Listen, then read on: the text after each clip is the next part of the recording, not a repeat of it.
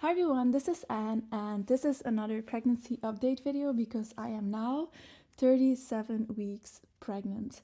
I'm starting my 38th week and we're getting closer to my due date, which is the 25th of March, and it's now the 3rd. So they say that the baby can pretty much come from 37 weeks, but it's especially for a first time mom, it's more likely that the baby comes on time or even a little bit later, but we'll see what happens. I had my last visit to my gynecologist and my doctor.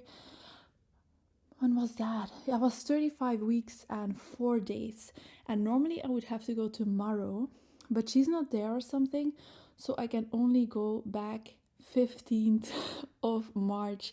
Normally you have to go every week in the last weeks, and normally I would have to already go at 37 weeks, but she can't, so I'll be almost 39 weeks when it's my next appointment. So that kind of sucks because we're always looking forward to seeing the baby and just getting checked and everything. Yeah, it's something we always look forward to. But everything has been going perfect in my pregnancy, so she is like confident in it, and she said if anything is wrong I can call in, I can go to the hospital to get checked and stuff like that. So I'm not really worried. Everything was perfect at my appointment. They also did the strep test, so that's to look if you got this bacteria in your vagina, or they also check your anus. But they put this cotton swab. Let me tell you, you wouldn't think it would hurt, but it's this dry cotton swab, and she put it inside my vagina, and it hurt. Like, it was so dry that it really, it was like, ooh, it's like way too dry. Because then she took her fingers, but she put lube on it, and she went like in there to check if I had already like dilated or something, and she was like feeling my uterus, and it didn't hurt at all, but it was just a dry little tiny cotton bud that hurt. But her actual fingers and like touching my uterus didn't hurt, so that was kind of weird. And I won't know if I have that, but like 25% of women have, and then you need an IV when you're giving birth just to make sure the bacteria doesn't come to the baby, because the bacteria can harm the baby. Like, it doesn't harm you, but if it's transferred to the baby, it can harm the baby. So I hope I don't have it, but there's a high chance that I have it. We'll see. Like 25% is still pretty high. She also took my blood in preparation of labor because it's coming so close now. She had to see about like all my vitamins, of course, my minerals, my nutrients, and also like blood clotting and stuff like that, because as you give birth, you lose a lot of blood, and I want to do a natural birth. But of course, same with cesarean. That everything was perfect, so I'm happy about that. My iron, also my vitamin D, everything was perfect. What I have from symptoms is still everything is going pretty good. I feel good. I don't have any weird pains or anything like that. I've had a pretty perfect pregnancy besides the morning sickness in the beginning. That was sucky. What I do have now is like I had breakfast and I feel full more easily now. It's like harder to eat. It's just harder like with a full stomach. Like after I eat, it's like I'm a little bit more out of breath because it's my lungs and then my stomach sag, and then the baby is getting so much bigger. I'll show you my belly now. This blouse doesn't really fit, but my belly, I'm not, let me just show you. This is the belly. I'll insert some pictures. This is how it looks. I think this is about as big as I'm gonna get. No stretch marks. Thank God. So yeah. I'm trying to stand up straight to show you if she dropped. Wait, this is... Well, I'll insert some pictures. That might be easier. So in total I've gained 11 kilos, which is like they say you should gain 11 to 16 kilograms if you're a normal weight. So 11 is perfect. I haven't gained any more weight really the last weeks. I'm not really gaining any more weight. As I said, it's harder to eat. I think I'm losing weight a little bit and the baby is gaining. So the baby is getting fatter, but I am maybe losing a little bit. Although I started retaining a little bit of water if I sit all day at my desk, where I work. I'm self-employed, I make jewelry, so I sit, and if I sit for a long time, I get like a little bit swelling in my ankles, although not now. Like when I wake up, it's gone. It's only when I sit for a long time, but I have like permanent swelling in my fingers now.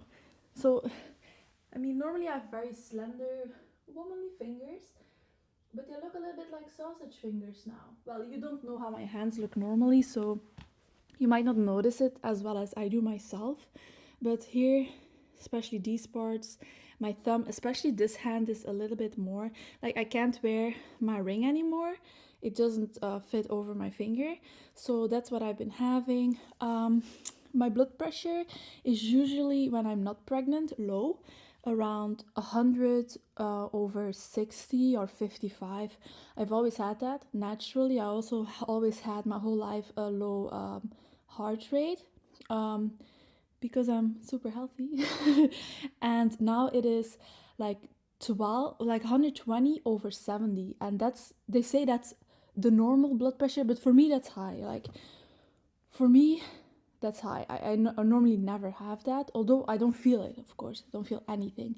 But it's it's normal. Like the doctor doesn't say anything about it, of course, because it's normal. But yeah, that's just a symptom that I have. That's something else that I wanted to mention.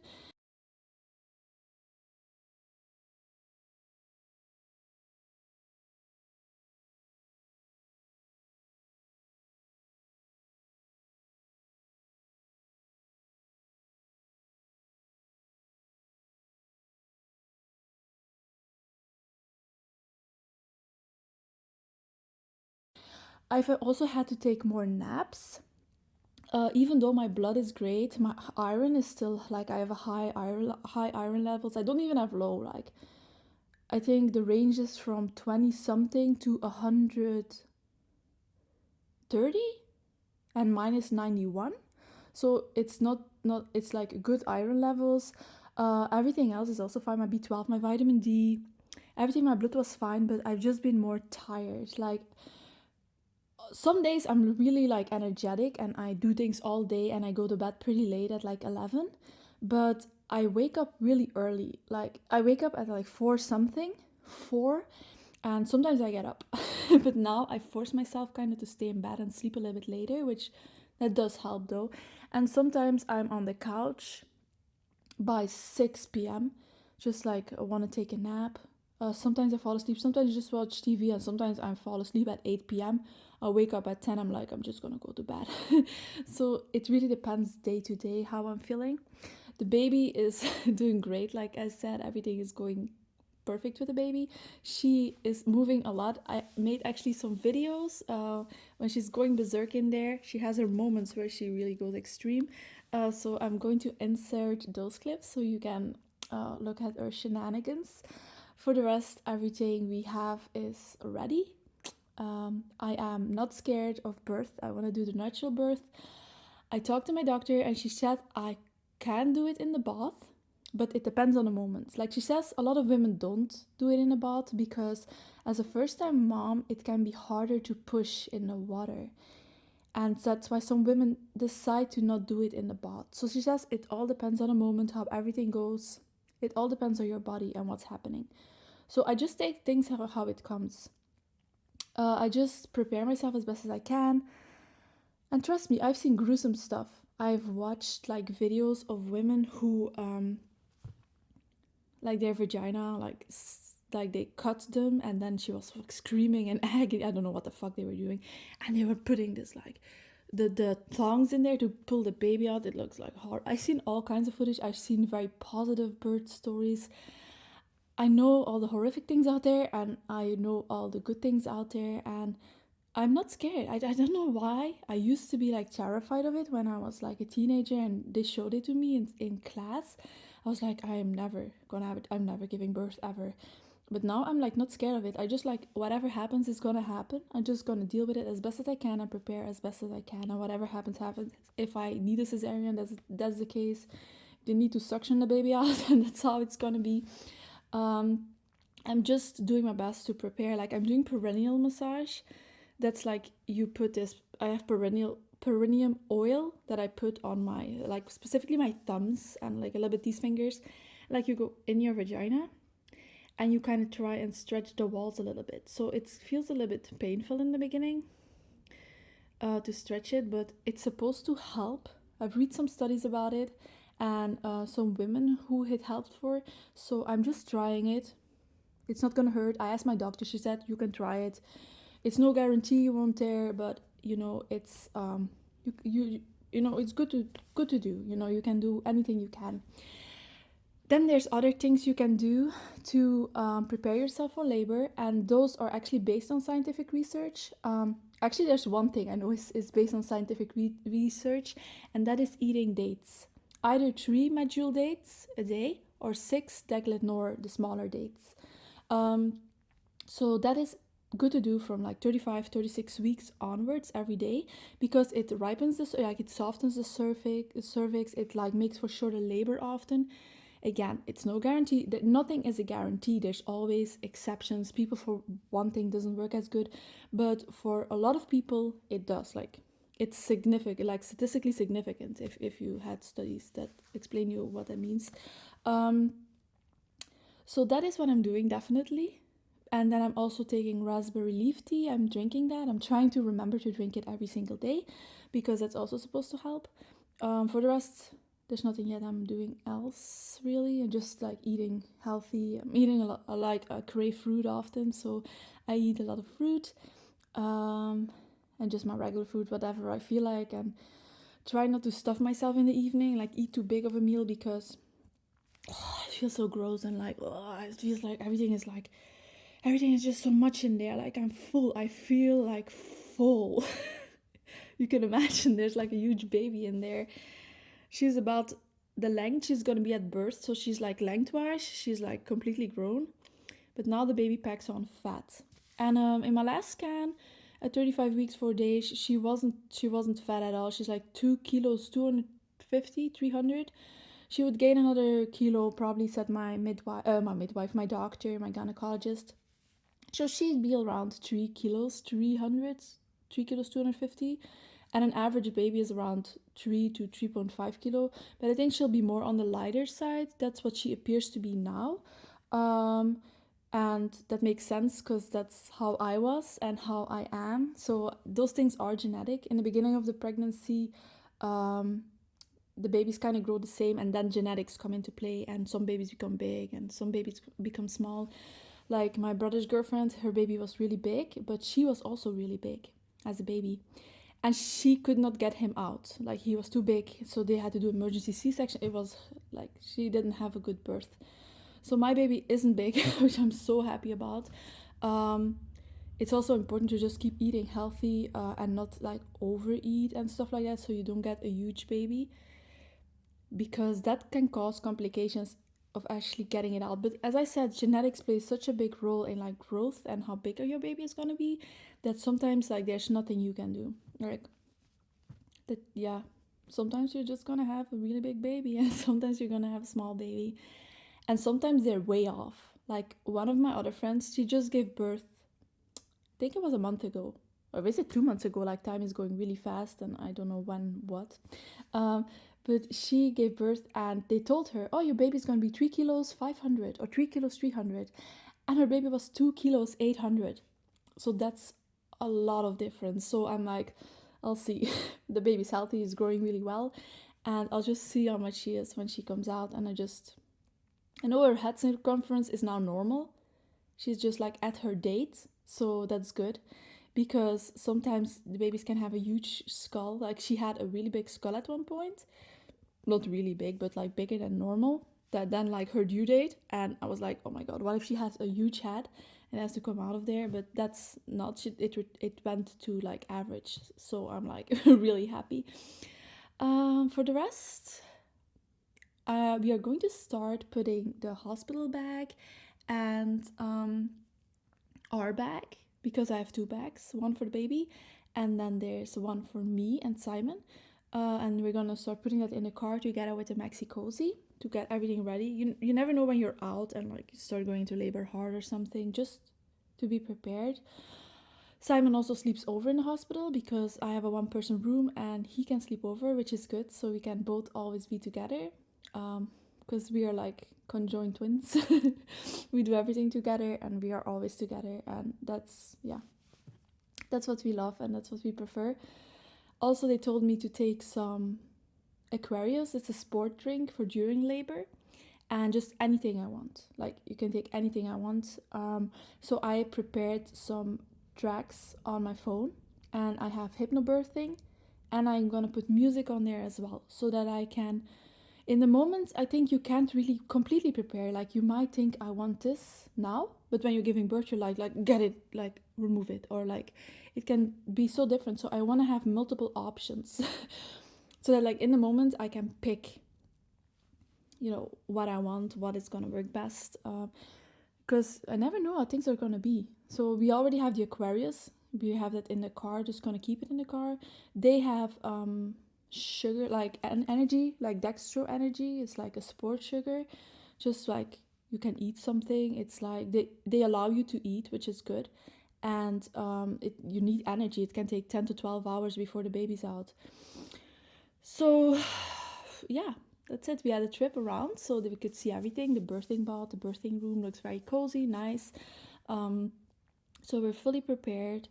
I just like, is there anything else? I just wanted to make a little list, like for the last things to take, like laptop, chargers, the phone, things like that, so that I can just, or toiletries, like my toothbrush and like products.